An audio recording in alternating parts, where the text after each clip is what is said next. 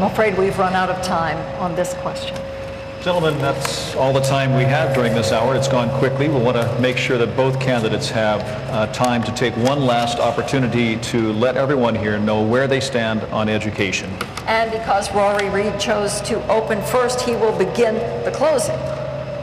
I want to thank everyone for their attendance here for this robust debate. I want to thank Brian and all the sponsors. I started this debate off with a strong accusation. I said that Brian was not a strong leader. And I said that because strong leaders are consistent. And I'm afraid that there are two Brian Sandovals. There's the Brian Sandoval that was trying to win a primary campaign and released a budget plan that would cut education in draconian ways. For those at home keeping score, Jim Gibbons cut education $300 million. Brian Sandoval has proposed to cut it $533 million. And I gave Brian an opportunity to explain that away, and he didn't. And I think that's unfortunate. The second Brian Sandoval later released an education plan in which he described what he would do to make schools better. But a budget is a statement of your priorities.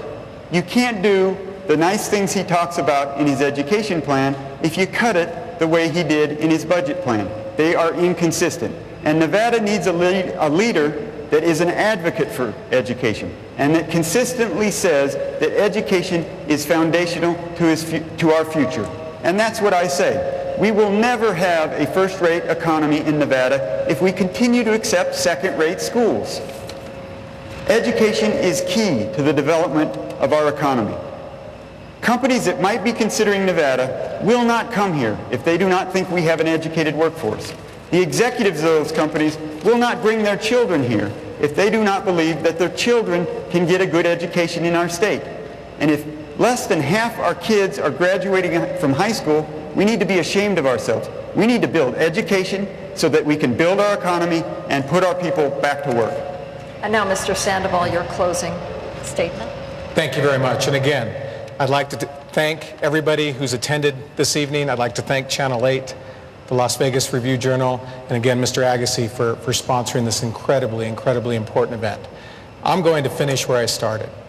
Education is incredibly important to me, both on a personal level and for the people of the state of Nevada. As I mentioned, I left a lifetime appointment because I care deeply about the future of this state.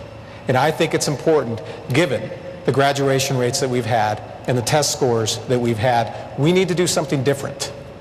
We can no longer accept the status quo. That's why my plan will do that.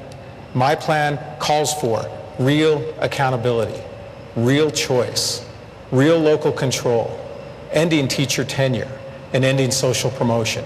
I think if we do these things now, we won't lose those thousands of students that I talked about. I'm incredibly optimistic about the future of our state. And if I have the ability to be elected your next governor, and I'd like to respectfully ask for your vote in the upcoming election, I will work hard every day to improve education here in the state of Nevada.